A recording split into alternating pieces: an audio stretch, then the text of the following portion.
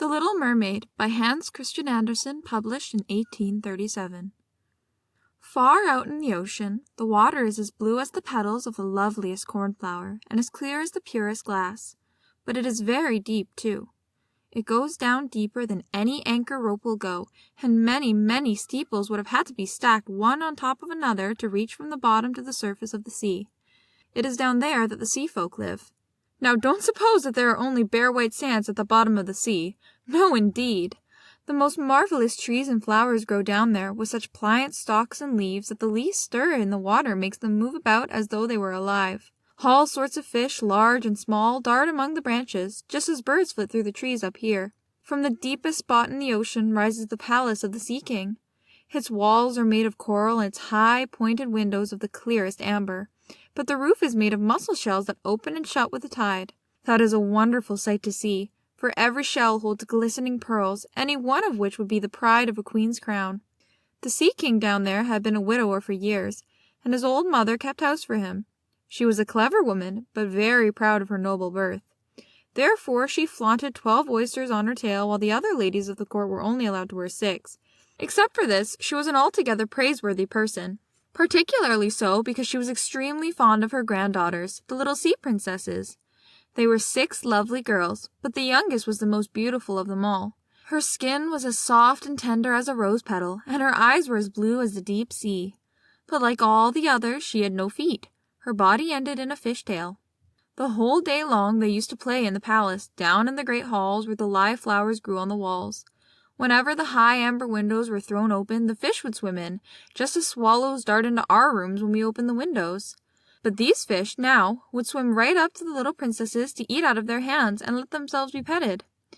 Outside the palace was a big garden with flaming red and deep blue trees.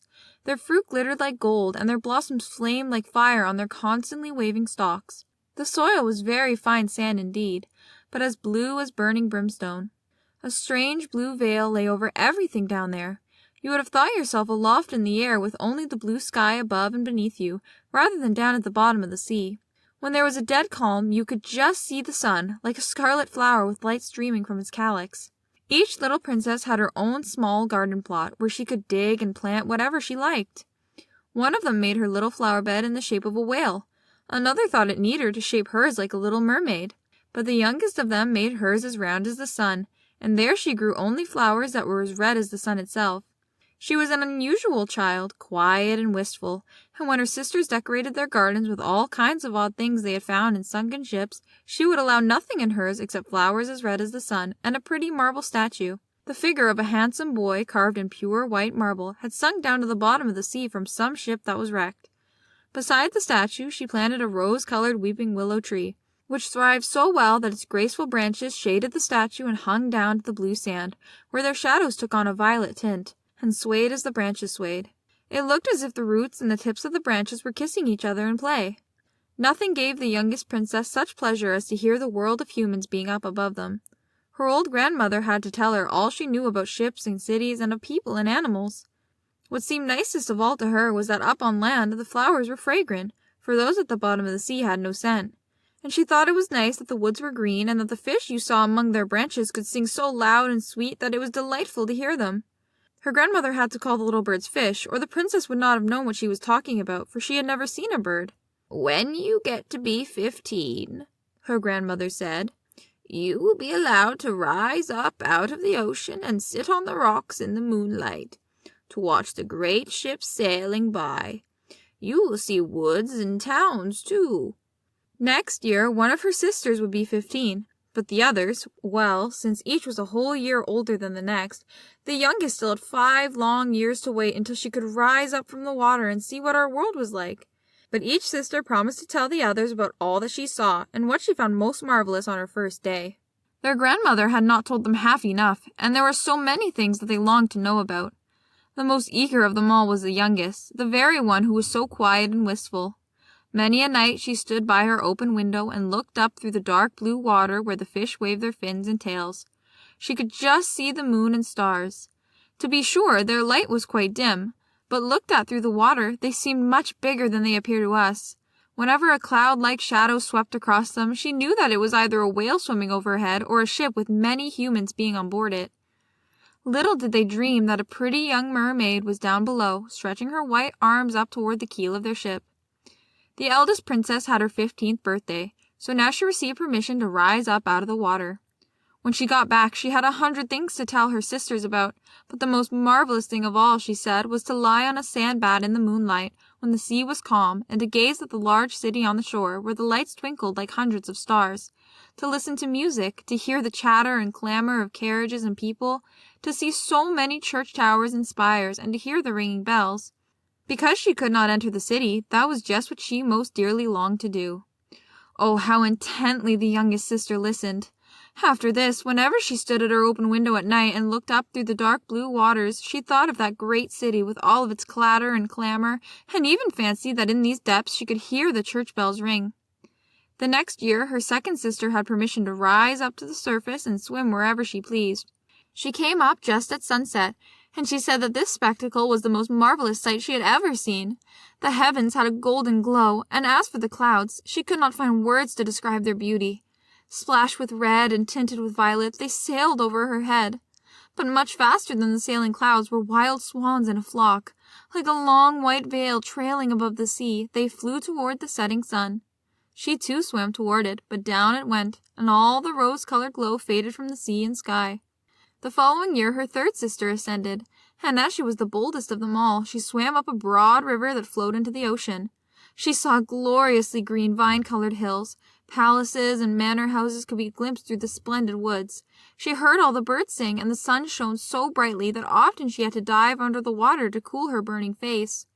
In a small cove she found a whole school of mortal children, paddling about in the water quite naked. She wanted to play with them, but they took fright and ran away. Then along came a little black animal. It was a dog, but she had never seen a dog before. It barked at her so ferociously that she took fright herself and fled to the open sea. But never could she forget the splendid woods, the green hills, and the nice children who could swim in the water, although they didn't wear fishtails. The fourth sister was not so venturesome. She stayed far out among the rough waves, which she said was a marvelous place. You could see all around you for miles and miles, and the heavens up above you were like a vast dome of glass. She had seen ships, but they were so far away that they looked like seagulls. Playful dolphins turned somersaults, and monstrous whales had spouted water through their nostrils so that it looked as if hundreds of fountains were playing all around them. Now the fifth sister had her turn. Her birthday came in the winter-time, so she saw things that none of the others had seen. The sea was a deep green color, and enormous icebergs drifted about. Each one glistened like a pearl, she said, but they were more lofty than any church steeple built by man. They assumed the most fantastic shapes and sparkled like diamonds. She had seated herself on the largest one, and all the ships that came sailing by sped away as soon as the frightened sailors saw her there with her long hair blowing in the wind. In the late evening, clouds filled the sky. Thunder cracked and lightning darted across the heavens. Black waves lifted those great bergs of ice on high, where they flashed when the lightning struck. On all the ships the sails were reefed, and there was fear and trembling. But quietly she sat there upon her drifting iceberg, and watched the blue fork lightning strike the sea. Each of the sisters took delight in the lovely new sights when she first rose up to the surface of the sea. But then when they became grown-up girls who were allowed to go wherever they liked, they became indifferent to it. They would become homesick, and in a month they said that there was no place like the bottom of the sea, where they felt so completely at home. On many an evening, the older sisters would rise to the surface arm in arm, all 5 in a row. They had beautiful voices, more charming than those of any mortal beings. When a storm was brewing and they anticipated a shipwreck, they would swim before the ship and sing most seductively of how beautiful it was at the bottom of the ocean, trying to overcome the prejudice that the sailors had against coming down to them. But people could not understand their song and mistook it for the voice of the storm. Nor was it for them to see the glories of the deep. When their ship went down, they were drowned, and it was as dead men that they reached the Sea King's palace. On the evenings, when the mermaids rose through the water like this, arm in arm, their youngest sister stayed behind all alone, looking after them and wanting to weep. But a mermaid has no tears, and therefore she suffers so much more. "Oh, how I do wish I were 15, she said. "I know I shall love that world up there and all the people who live in it." And at last she too came to be 15. "Now I'll have you off my hands," said the grandmother, the old queen dowager. "Come, let me adorn you like your sisters." In the little maid's hair she put a wreath of white lilies, each petal of which formed from half of a pearl. and the old queen let 8 big oysters fasten themselves to the princess's tail as a sign of her high rank. "But that hurts," said the little mermaid. "You must put up with a good deal to keep up appearances," her grandmother said. Oh, how gladly she would have shaken off all these decorations and laid aside the cumbersome wreath. The red flowers in her gardens were so much more becoming in her, but she didn't dare to make any changes. "Goodbye," she said, and up she went through the water, as light and as sparkling as a bubble. The sun had just gone down when her head rose above the surface, but the clouds still shone like gold and roses, and in the delicately tinted sky sparkled the clear gleam of the evening star. The air was mild and fresh, and the sea unruffled. A great 3-master lay in view, with only one of all its sails set, for there was not even the whisper of a breeze, and the sailors idled about in the rigging and on the yards. There was music and singing on the ship, and as night came on they lighted hundreds of such brightly colored lanterns that one might have thought the flags of all nations were swinging in the air. The little mermaid swam right up to the window of the main cabin, and each time she rose with the swell, she could peep in through the clear glass panes at the crowd of brilliantly dressed people within. The handsomest of them all was a young prince with big dark eyes. He could not be more than 16 years old. It was his birthday, and that was the reason for all the celebration. Up on deck the sailors were dancing, and when the prince appeared among them 100 or more rockets flew through the air, making it as bright as day. These startled the little mermaid so badly that she ducked under the water, but she soon peeped up again, and then it seemed as if all the stars in the sky were following around her. Never had she seen such fireworks. Great suns spun around, splendid firefish floated through the blue air, and all these things were mirrored in the crystal clear sea. It was so brilliantly bright that you could see every little rope of the ship, and the people could be seen distinctly. Oh, how handsome the young prince was!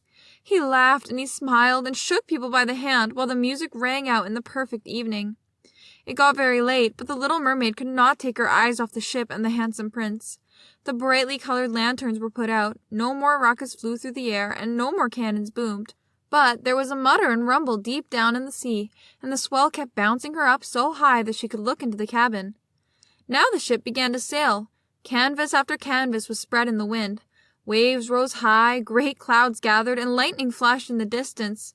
Oh, they were in for a terrible storm, and the mariners made haste to reef the sails.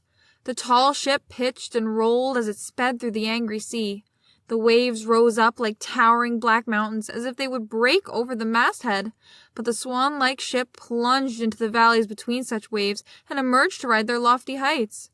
To the little mermaid this seemed good sport, but to the sailors it was nothing of the sort. The ship creaked and labored, thick timbers gave way under the heavy blows, waves broke over the ship, the mainmast snapped in two like a reed. The ship listed over on its side, and water burst into the hold.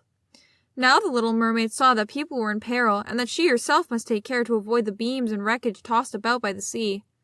One moment it would be black as pitch, and she couldn't see a thing. Next moment the lightning would flash so brightly that she could distinguish every soul on board. Everyone was looking out for himself as best he could. She watched closely for the young prince, and when the ship split in two, she saw him sink down in the sea. At first she was overjoyed that he would be with her, but then she recalled that human people could not live under the water, and he could only visit her father's palace as a dead man. No, he should not die. So she swam in among all the floating planks and beams, completely forgetting that they might crush her. She dived through the waves and rode their crests until at length she reached the young prince, who was no longer able to swim in that raging sea. His arms and legs were exhausted, his beautiful eyes were closing, and he would have died if the little mermaid had not come to help him. She held his head above water and let the waves take them wherever the waves went. At daybreak, when the storm was over, not a trace of the ship was in view. The sun rose out of the water red and bright, and its beams seemed to bring the glow of life back to the cheeks of the prince, but his eyes remained closed. The mermaid kissed his high and shapely forehead. As she stroked his wet hair in place, it seemed to her that he looked like the marble statue in her little garden.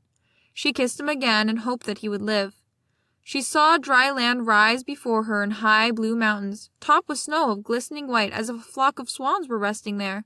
Down by the shore were splendid green woods, and in the foreground stood a church, or perhaps a convent. She didn't know which, but anyway it was a building. Orange and lemon trees grew in its garden, and tall palm trees grew beside the gateway. Here the sea formed a little harbor, quiet, calm, and very deep. Fine white sand had been washed up below the cliffs. She swam there with the handsome prince and stretched him out on the sand, taking special care to pillow his head up high in the warm sunlight.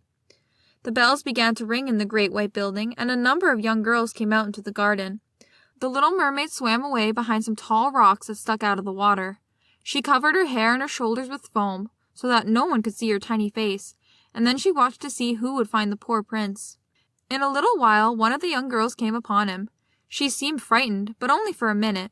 Then she called more people. The mermaid watched the prince regain consciousness and smiled at everyone around him. But he did not smile at her, for he did not even know that she had saved him. She felt very unhappy, and when they led him away to the big building, she dived sadly down into the water and returned to her father's palace. She had always been very quiet and wistful, and now she became much more so. Her sisters asked her what she had seen on her first visit up to the surface, but she would not tell them a thing. Many evenings and many mornings she revisited the spot where she had left the prince. She saw the fruit in the gardens ripen and harvest, and she saw the snow on the high mountains melted away, but she did not see the prince. So each time she came home sadder than she had left. It was her one consolation to sit in her little garden and throw her arms about the beautiful marble statue that looked so much like the prince. But she took no care of her flowers now. They overgrew the paths until the place was a wilderness, and their long stalks and leaves became so entangled in the branches of the tree that it cast a gloomy shade. Finally, she couldn't bear it any longer. She had told her secret to one of her sisters. Immediately, all the other sisters heard about it. No one else knew about it except a few more mermaids who told no one, except their most intimate friends. One of these friends knew who the prince was. She too had seen the birthday celebration on the ship. She knew where he came from and where his kingdom was. "Come, little sister," said the other princesses. Arm in arm they rose from the water in a long row, right in front of where they knew the prince's palace stood. It was built of pale, glistening gold and stone, with great marble staircases, one of which led down to the sea. Magnificent gilt domes rose above the roof, and between the pillars all around the building were marble statues that looked almost lifelike. Through the clear glass of the lofty windows one could see into the splendid halls, with their costly silk hangings and tapestries, and walls covered with paintings that were delightful to behold.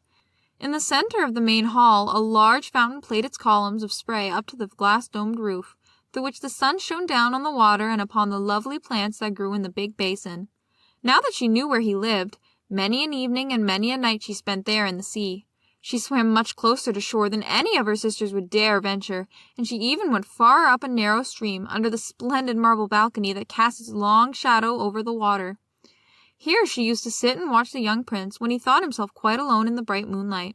On many evenings she saw him sail out in his fine boat, with music playing and flags aflutter. She would peep out through the green rushes, and if the wind blew her long silver veil, anyone who saw it mistook it for a swan spreading its wings. On many nights she saw the fishermen come out to the sea with their torches, and heard them tell about how kind the young prince was. This made her proud to think that it was she who saved his life when he was buffeted about, half dead among the waves.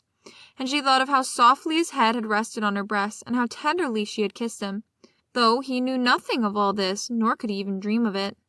Increasingly she grew to like human beings, and more she longed to live among them. Their world seemed so much wider than her own, for they could skim over the sea in ships, and mount up into the lofty peaks high over the clouds, and their land stretched out in woods and fields farther than the eye could see. There was so much she wanted to know. Her sisters could not answer all her questions, so she asked her old grandmother, who knew about the upper world, which was what she said was the right name for the countries above the sea.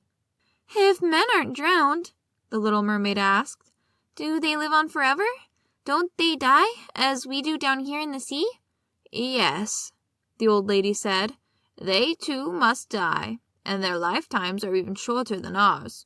We can live to be 300 years old, but when we perish we turn into mere foam on the sea, and haven't even a grave down here among our dear ones. We have no immortal soul and no life hereafter. We are like the green seaweed. Once cut down, it never grows again. Human beings, on the contrary, have a soul that lives forever, long after their bodies have turned to clay. It rises through thin air up to the shining stars, just as we rise through the water to see the lands on earth. So men rise up to beautiful palaces unknown, which we shall never see." "Why weren't we given an immortal soul?" the little mermaid sadly asked. "I would gladly give up my 300 years if I could be a human being only for a day, and later share in that heavenly realm." "You must not think about that," said the old lady. "We fare much more happily and are much better off than the folks up there." "Then I must also die and float as foam upon the sea, not hearing the music of the waves and seeing neither the beautiful flowers nor the red sun. Can't I do anything at all to win an immortal soul?" "No," her grandmother answered, "not unless a human being loved you so much that you meant more to him than his father and mother. If his every thought and his whole heart cleaved to you, so that he would let a priest join his right hand to yours, and would promise to be faithful here and throughout all eternity, then his soul would dwell in your body, and you would share in the happiness of mankind. He would give you a soul and yet keep his own, but that can never come to pass. The very thing that is your greatest beauty here in the sea, your fish-tail, would be considered ugly on land. They have such poor taste that to be thought beautiful there you have to have two awkward props that they call legs." The little mermaid sighed and looked unhappily at her fish-tail. "Come, let us be gay," the old lady said. "Let us leap and bound throughout the 300 years that we have to live. Surely that is time and to spare, and afterwards we shall be glad enough to rest in our graves. We are holding a court ball this evening." This was a much more glorious affair than is ever to be seen on earth. The walls and the ceilings of the great ballroom were made of massive but transparent glass. Many hundreds of huge rose-red and grass-green shells stood on each side in rows, with the blue flames that burned in each shell illuminating the whole room and shining through the walls so clearly that it was quite bright in the sea outside. You could see the countless fish, great and small, swimming toward the glass walls. On some of them the scales gleamed purplish-red, while others were silver and gold. Across the floor of the hall ran a wide stream of water, and upon this the mermaids and mermen danced to their own entrancing songs. Such beautiful voices are not to be heard among the people who live on land. The little mermaid sang more sweetly than anyone else, and everyone applauded her. For a moment her heart was happy, because she knew she had the loveliest voice of all, in the sea or on land. But her thoughts soon strayed to the world up above. She could not forget the charming prince, nor her sorrows that she did not have an immortal soul like his. Therefore she stole out of her father's palace, and while everything there was song and gladness, she felt sadly in her own little garden. Then she heard a bugle call through the water, and she thought, "That must mean he is sailing up there, he whom I love more than my father or mother, he of whom I am always thinking, and in whose hands I would so willingly trust my lifelong happiness. I dare do anything to win him and to gain an immortal soul. While my sisters are dancing here in my father's palace, I shall visit the sea witch of whom I have always been so afraid. Perhaps she will be able to advise me and help me." The little mermaid set out from her garden toward the whirlpools that raged in front of the witch's dwelling. She had never gone that way before. No flowers grew there, nor any seaweed. Bare and gray the sands extended to the whirlpools, where, like roaring mill-wheels, the waters whirled and snatched everything within their reach down to the bottom of the sea. Between these tumultuous whirlpools, she had to thread her way to reach the witch's waters, and then for a long stretch the only trail lay through a hot, seething mire, which the witch called her peat marsh. Beyond it her house lay in the middle of a weird forest, where all the trees and shrubs were polyps, half animal and half plant. They looked like 100-headed snakes growing out of the soil. All their branches were long, slimy arms with fingers like wriggling worms. They squirmed joint by joint from their roots to their outermost tentacles, and whatever they could lay hold of they twined around and never let go. The little mermaid was terrified and stopped at the edge of the forest. Her heart thumped with fear, and she nearly turned back. But then she remembered the prince and the souls that men have, and she summoned her courage. She bound her long, flowing locks closely about her head, so that the polyps could not catch hold of them, folded her arms across her breast, and darted through the water like a fish, in among the slimy polyps that stretched out their writhing arms and fingers to seize her. She saw that every one of them held something that it had caught with its hundreds of little tentacles, and to which it clung as strong as hoops of steel. The white bones of men who had perished at sea and sunk to these depths could be seen in the polyps' arms. Ships' rudders and seamen's chests, and the skeletons of land animals who had also fallen into their clutches. But the most ghastly sight of all was a little mermaid whom they had caught and strangled. She reached a large muddy clearing in the forest, where big fat water snakes slithered about, showing their foul yellowish bellies. In the middle of this clearing was a house built of the bones of shipwrecked men, and there sat the sea witch, letting a toad eat out of her mouth just as we might feed sugar to a little canary bird. She called the ugly fat water snakes her little chickabiddies, and let them crawl and sprawl about her spongy bosom. "I know exactly what you want," said the sea witch. "It is very foolish of you, but just the same, you shall have your way, for it will bring you to grief, my proud princess. You want to get rid of your fishtail and have 2 props instead, so you can walk about like a human creature and have the young prince fall in love with you, and win him and an immortal soul besides." At this, the witch gave such a loud, cackling laugh that the toad and the snakes were shaken to the ground where they lay writhing. "You are just in time," said the witch. "After the sun comes up tomorrow, a whole year would have to go by before I could be of any help to you. I shall compound you a draught, and before sunrise you must swim to the shore with it. Seat yourself on dry land and drink the draught down. Then your tail will divide and shrink until it becomes what the people on earth call a pair of shapely legs. But it will hurt. It will feel as if a sharp sword slashed through you.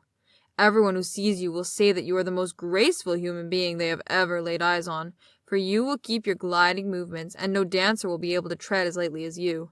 But every step you take will feel as if you were treading upon knife blades so sharp that blood must flow. I am willing to help you, but are you willing to suffer all this?" "Yes," the little mermaid said in a trembling voice, as she thought of the prince and of gaining a human soul. "Remember," said the witch, "once you have taken a human form, you can never be a mermaid again. You can never come back through the waters to your sisters or to your father's palace. And if you do not win the love of the prince so completely that for your sake he forgets his father and mother, cleaves to you with his every thought and his whole heart, and lets the priest join your hands in marriage, then you will win no immortal soul. If he marries someone else, your heart will break on the very next morning, and you will become the foam of the sea." "I shall take that risk," said the little mermaid, but she turned as pale as death. "Also, you will have to pay me," said the witch. "And it is no trifling price that I'm asking. You have the sweetest voice of anyone down here at the bottom of the sea, and while I don't doubt that you would like to captivate the prince with it, you must give this voice to me. I will take the very best thing that you have in return for my sovereign draught. I must pour my own blood in it to make the drink as sharp as a 2-edged sword." "But if you take my voice," said the little mermaid, "what will be left to me?" "Your lovely form," the witch told her, "your gliding movements and your eloquent eyes. With these you can easily enchant a human heart. Well, have you lost your courage? Stick out your little tongue, and I shall cut it off. I'll have my price, and you shall have the potent draught." "Go ahead," said the little mermaid. The witch hung her cauldron over the flames to brew the draught. "Cleanliness is a good thing," she said as she tied her snakes in a knot and scoured the pot with them. Then she pricked herself in the chest and let her black blood splash into the cauldron. Steam swirled up from it in such ghastly shapes that anyone could have been terrified by them. The witch constantly threw new ingredients into the cauldron, and it started to boil with a sound like that of a crocodile shedding tears. When the draught was ready at last, it looked as clear as the purest water.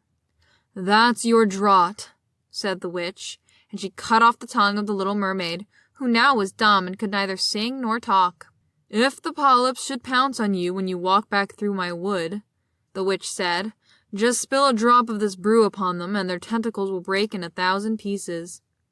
But there was no need of that, for the polyps curled up in terror as soon as they saw the bright draught. It glittered in the little mermaid's hands as if it were a shining star, so she soon traversed the forest, the marsh, and the place of raging whirlpools. She could not see her father's palace. The lights had been snuffed out in the great ballroom, and doubtless everyone in the palace was asleep, but she dared not go near them now that she was stricken dumb and was leaving her home forever. Her heart felt as if it would break with grief. She tiptoed into the garden, took 1 flower from each of her sister's little plots, blew 1,000 kisses toward the palace, and then mounted up through the dark blue sea. The sun had not yet risen when she saw the prince's palace. As she climbed his splendid marble staircase, the moon was shining clearer. The little mermaid swallowed the bitter, fiery draught, and it was as if a 2-edged sword struck through her frail body. She swooned away and lay there as if she were dead. When the sun rose over the sea, she awoke and felt a flash of pain, but directly in front of her stood the handsome young prince, gazing at her with his coal black eyes. Lowering her gaze, she saw that her fishtail was gone, and that she had the loveliest pair of white legs any young maid could hope to have. But she was naked, so she clothed herself in her own long hair. The prince asked who she was and how she came to be there. Her deep blue eyes looked at him tenderly but very sadly, for she could not speak. Then he took her hand and led her into his palace. Every footstep felt as if she were walking on the blades and points of sharp knives, just as the witch had foretold, but she gladly endured it. She moved as lightly as a bubble as she walked beside the prince. He and all who saw her marveled at the grace of her gliding walk. Once clad in the rich silk and muslin garments that were provided for her, she was the loveliest person in all the palace, though she was dumb and could neither sing nor speak. Beautiful slaves attired in silk and cloth of gold came to sing before the prince and his royal parents. One of them sang more sweetly than all the others, and when the prince smiled at her and clapped his hands, the little mermaid felt very unhappy, for she knew that she herself used to sing much more sweetly. "Oh," she thought, "if he only knew that I parted with my voice forever so that I could be near him." Graceful slaves now began to dance to the most wonderful music. Then the little mermaid lifted her shapely white arms, rose up on the tips of her toes, and skimmed over the floor. No one had ever danced so well. Each movement set off her beauty to better and better advantage, and her eyes spoke more directly to the heart than any of the singing slaves could do. She charmed everyone, and especially the prince, who called her his dear little foundling. She danced time and again, though every time she touched the floor she felt as if she were treading on sharp-edged steel. The prince said he would keep her with him always, and that she was to have a velvet pillow to sleep on outside his door. He had a page's suit made for her, so that she could go with him on horseback. They would ride through the sweet-scented woods where the green boughs brushed her shoulders and where the little birds sang among the fluttering leaves. She climbed up high mountains with the prince, and though her tender feet bled so that all could see it, she only laughed and followed him on until they could see the clouds driving far below, like a flock of birds in flight to distant lands. At home in the prince's palace, while the others slept at night, she would go down the broad marble step to cool her burning feet in the cold sea water, and then she would recall those who lived beneath the sea. One night her sisters came by, arm in arm, singing sadly as they breasted the waves. When she held out her hands toward them, they knew who she was, and told her how unhappy she had made them all. They came to see her every night after that, and once, far, far out to sea, she saw her old grandmother, who had not been up to the surface this many a year. With her was the Sea King, with his crown upon his head. They stretched out their hands to her, but they did not venture so near the land as her sisters had. Day after day she became more dear to the prince, who loved her as one would love a good little child. But he never thought of making her his queen. Yet she had to be his wife, or she would never have an immortal soul. And on the morning after his wedding she would turn into foam on the waves. "Don't you love me best of all?" The little mermaid's eyes seemed to question him, when he took her in his arms and kissed her lovely forehead. "Yes, you are most dear to me," said the prince, "for you have the kindest heart. You love me more than anyone else does, and you look so much like a young girl I once saw but never shall find again. I was on a ship that was wrecked, and the waves cast me ashore near a holy temple where many young girls perform the rituals. The youngest of them found me beside the sea and saved my life, though I saw her no more than twice. She is the only person in all the world whom I could love, but you are so much like her that you almost replace the memory of her in my heart. She belongs to that holy temple. Therefore it is my good fortune that I have you. We shall never part." "Alas, he doesn't know it was I who saved his life," the little mermaid thought. "I carried him over the sea to the garden where the temple stands. I hid behind the foam and watched to see if anyone would come. I saw the pretty maid he loves better than me." A sigh was the only sign of her deep distress, for a mermaid cannot cry. "He says that the other maid belongs to the holy temple. She will never come out into the world, so they will never see each other again. It is I who will care for him, love him, and give all my life to him." New rumors arose that the prince was to wed the beautiful daughter of a neighboring king, and that it was for this reason he was having such a superb ship made ready to sail. The rumor ran that the prince's real interest in visiting the neighbor kingdom was to see the king's daughter, and that he was to travel with a lordly retinue. The little mermaid shook her head and smiled, for she knew the prince's thoughts far better than anyone else did. "I'm forced to make this journey," she told her. "I must visit the beautiful princess, for this is my parents' wish. But they would not have me bring her home as my bride against my own will, and I can never love her. She does not resemble the lovely maiden in the temple as you do, And if I were to choose a bride, I would sooner choose you, my dear mute foundling with those telling eyes of yours." And he kissed her on the mouth, fingered her long hair, and laid his head against her heart, so that she came to dream of mortal happiness and an immortal soul.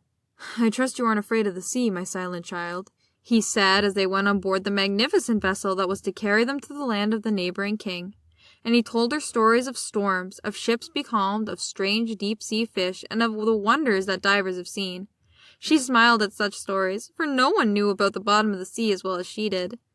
In the clear moonlight, when everyone except the man at the helm was asleep, she sat on the side of the ship gazing down through the transparent water, and fancied she could catch a glimpse of her father's palace. On the topmost tower stood her old grandmother, wearing her silver crown and looking up at the keel of the ship through the rushing waters. Then her sisters rose to the surface, looking at her sadly, and wrung their white hands. She smiled and waved, trying to let them know that all went well and that she was happy. But along came the cabin boy, and her sisters dived out of sight so quickly that the boy supposed the flash of white he had seen was merely foam on the sea. Next morning the ship came into the harbor of the neighboring king's glorious city. All the church bells chimed and trumpets were sounded from all the high towers, while the soldiers lined up with flying banners and glittering bayonets. Every day had a new festivity, as one ball or levee followed another. But the princess was still to appear. They said she was being brought up in some faraway sacred temple, where she was learning every royal virtue. But she came at last. The little mermaid was curious to see how beautiful this princess was, and she had to grant that a more exquisite finger she had never seen. The princess's skin was clear and fair, and behind the long dark lashes her deep blue eyes were smiling and devoted. "It was you!" the prince cried. "You are the one who saved me when I lay like a dead man beside the sea." He clasped the blushing bride of his choice in his arms. "Oh, I'm happier than a man should be," he told his little mermaid. "My fondest dream, that which I never dared to hope, has come true. You will share in my great joy, for you love me more than anyone else does." The little mermaid kissed his hand, and felt that her heart was beginning to break, for the morning after his wedding day would see her dead and turned to watery foam. All the church bells rang out, and heralds rode through the streets to announce the wedding. Upon every altar sweet-scented oils were burned in costly silver lamps. The priests swung their censers, the bride and the bridegroom joined their hands, and the bishop blessed their marriage. The little mermaid, clothed in silk and cloth of gold, held the bride's train, but she was deaf to the wedding march and blind to the holy ritual. Her thought turned on her last night upon earth, and on all she had lost in this world. That same evening the bride and bridegroom went aboard the ship. Cannons thundered and banners waved. On the deck of the ship a royal pavilion of purple and gold was set up and furnished with luxurious cushions. Here the wedded couple were to sleep on that calm, clear night. The sails swelled in the breeze, and the ship glided so lightly that it scarcely seemed to move over the quiet sea. All nightfall, brightly colored lanterns were lighted, and the mariners merrily danced on the deck. The little mermaid could not forget that first time she rose from the depths of the sea and looked on at such pomp and happiness. Light as a swallow pursued by his enemies, she joined in the whirling dances. Everyone cheered her, for never had she danced so wonderfully. Her tender feet felt as if they were pierced by daggers, but she did not feel it. Her heart suffered far greater pain. She knew that this was the last evening that she ever would see him for whom she had forsaken her home and her family, for whom she had sacrificed her lovely voice and suffered such constant torment, while he knew nothing of all these things. It was the last night that she would breathe the same air with him, or look upon deep waters, or the star fields of the blue sky. A never-ending night, without thought and without dreams, awaited her, who had no soul and could not get one. The merrymaking lasted long after midnight, yet she laughed and danced on despite the thought of death she carried in her heart. The prince kissed his beautiful bride, and she toyed with his coal-black hair. Hand in hand they went to rest in the magnificent pavilion. A hush came over the ship. Only the helmsman remained on deck, as the little mermaid leaned her white arms on the bulwarks and looked to the east to see the first red hint of daybreak, for she knew that the first flash of the sun would strike her dead. Then she saw her sisters rise up among the waves. They were as pale as she, and there was no sign of their lovely long hair that the breezes used to blow. It had all been cut off. "We've given our hair to the witch," they said, "so that she would send you help and save you from death tonight. She gave us a knife. Here it is. See the sharp blade? Before the sun rises you must strike it into the prince's heart, and when his warm blood bathes your feet, they will grow together and become a fishtail. Then you will be a mermaid again. able to come back to us in the sea and live out your 300 years before you die and turn into the dead salt sea foam. Make haste. Here you must die before sunrise. Our old grandmother is so grief-stricken that her white hair is falling fast, just as ours did under the witch's scissors. Kill the prince and come back to us. Hurry, hurry! See that red glow in the heavens? In a few minutes the sun will rise, and you must die." So saying, they gave a strange, deep sigh and sank beneath the waves. The little mermaid parted the purple curtains of the tent and saw the beautiful bride asleep with her head on the prince's breast. The mermaid bent down and kissed his shapely forehead. She looked at the sky, fast reddening for the break of dawn. She looked at the sharp knife and again turned her eyes toward the prince, who in his sleep murmured the name of his bride. His thoughts were all for her, and the knife blade trembled in the mermaid's hands. But then she flung it from her, far out over the waves. Where it fell, the waves were red, as if bubbles of blood seethed in the water. With eyes already glazing, she looked once more at the prince, hurled herself over the bulwarks into the sea, and felt her body dissolve into foam. The sun rose up from the waters.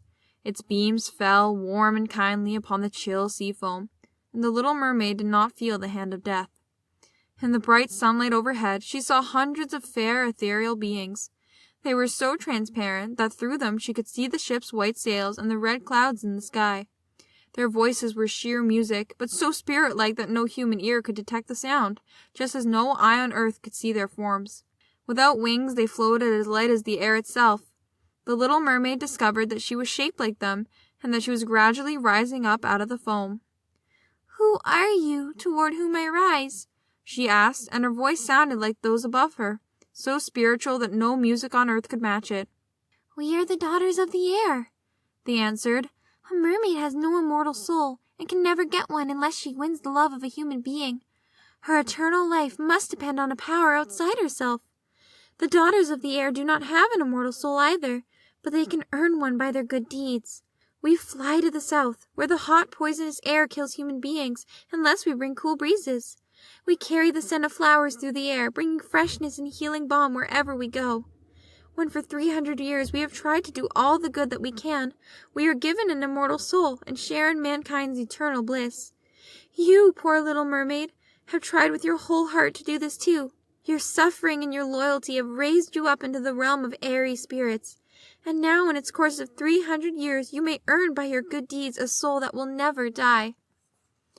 The little mermaid lifted her clear, bright eyes towards God's sun, and for the first time her eyes were wet with tears. On board the ship all was astir and lively again. She saw the prince and his fair bride in search of her. Then they gazed sadly into the seething foam, as if they knew she had hurled herself into the waves. Unseen by them, she kissed the bride's forehead, smiled upon the prince, and rose up with the other daughters of the air to the rose-red clouds that sailed on high. "This is the way that we shall rise to the kingdom of God, after 300 years have passed." "We may get there even sooner," one spirit whispered. "Unseen, we fly into the homes of men, where there are children, and for every day on which we find a good child who pleases his parents and deserves their love, God shortens our day of trial. The child does not know when we float through his room, but when we smile at him in approval, 1 year is taken from our 300. But if we see a naughty and mischievous child, we must shed tears of sorrow, and each tear adds a day to the time of our trial."